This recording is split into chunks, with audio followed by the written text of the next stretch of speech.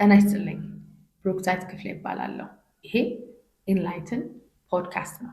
ፖድካስታችን ስለ መልካምነት፣ ስለተሻለ አስተሳሰብ እና ስለተሻለ እድል የምንማማርበት ቻናል ነው። ዛሬ ስለ ንግግር ክህሎት እናያለን።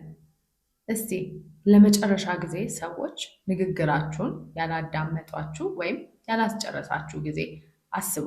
በጣም ልብ ይሰጣል። ጥሩ ጎኑ የንግግር ክህሎት በተፈጥሮ የምናገኘው ሳይሆን የምንማረውና የምናዳብረው ክህሎት ነው። የንግግር ክህሎት ማውራት ብቻ አይደለም፣ ሌሎችን ማዳመጥ፣ መረዳት፣ አግባብ ያለው መልስ መስጠት ማለት ነው።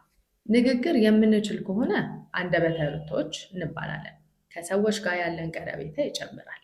የተሻለ እድል ወደ ህይወታችን ይመጣል። ንግግራችን ግልጽና በራስ መተማመን ካለበት ሰዎች ከኛ ጋር ማውራት ምርጫቸው ይሆናል። አንደበተ ርቱዓኖች ለመሆን የሚያስፈልጉን ክህሎቶች ምንድን ናቸው? አንደኛ፣ የተሻለ አዳማጭ መሆን። ማዳመጥ ከመናገር ይልቅ ኃይል አለው። ስናዳምጥ ግን ለሰዎች ሙሉ በሙሉ ትኩረታችንን ሰጥተን ያለማቋረጥ በመመልከት መሆን አለበት። ስለሚናገሩት ሀሳብ የተሻለ ማብራሪያ እንዲሰጡን ምን፣ መቼ፣ እንዴት የሚሉትን ማብራሪያ መጠየቅ ተናጋሪዎቹ በተሻለ መልኩ ሀሳባቸውን እንዲገልጹ ይረዳቸዋል። እኛም ጥሩ አዳማጮች እንሆናለን። ለምሳሌ አንድ ሰው ስዕል ጀመርኩ ቢለን ደስ ይላል፣ እኔ ግን ስዕል አልወድም ብለን ነገሩን ስለራሳችን አናርገው። ምን አይነት ስዕል መሳል ያስደስትሃል ብለን ሀሳቡን እናስቀጥለው። ከመናገር በፊት ቆም ብሎ ማሰብ። የሀገሬ ሰው አንድ ተረት ይተርታል፣ የአፍ ወለምታ በቅቤ አይታሽም። ከመናገር በፊት ቆም ብሎ ማሰብ የምንጠቀመውን ቃላት በኃላፊነት እንድንመርጥ፣ በንግግራችን ሰዎችን እንዳንጎዳ፣ በስሜት እንዳንናገር ይረዳናል። ሶስተኛው ግልጽ የሆኑ ቃላቶችን መጠቀም። ግልጽ የሆኑ ቃላቶችን መጠቀም በራስ መተማመንን፣ ቀላልና ግልጽ ቃላቶችን መጠቀም ንግግርን አለማስረዘም፣ ሀሳብ አለማውጣት፣ በራስ መተማመንና በእርጋታ መንፈስ መናገር።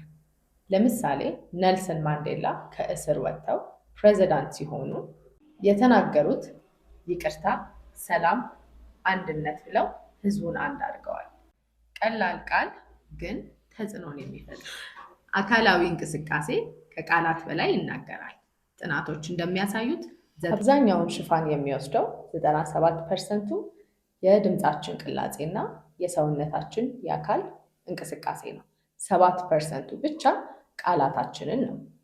ለምሳሌ አንድ ሰው ለስራ ኢንተርቪው ሄዶ ፈታኞቹ የሚያዩት የአይኑን እንቅስቃሴ፣ አቀማመጡን፣ ይሄ በራስ መተማመናችንን ወይም ደግሞ ኮንፊደንሳችንን ይገልጽላቸዋል። የንግግር ክህሎት በየቀኑ የምናዳብረው ነው። አንደበተ ርቱዕ መሆን ክህሎት ነው እንጂ በተፈጥሮ የምናገኘው አይደለም። በየጊዜው በተለማመድን ቁጥር በራሳችን የምንተማመን፣ በሰዎች ፊት ሀሳባችንን መግለጽ የምንችል እንሆናለን። በየዕለቱ ከራሳችን ጋር ከ2 እስከ 5 ደቂቃ ድምፃችንን ከፍ አድርጎ መናገር፣ ሀሳባችንን የተሻለ አድርጎ ለመግለጽ መሞከር። ሁሌም መርሳት የሌለብን ነገር ቢኖር ከመናገር ይልቅ ማዳመጥ የተሻለ ተናጋሪ ያደርገናል። ስለዚህ ዛሬ በተረጋጋ መንገድ አወራለሁ፣ ከመናገር ይልቅ አዳምጣለሁ ብለን ቃል ለራሳችን መግባት አለብን።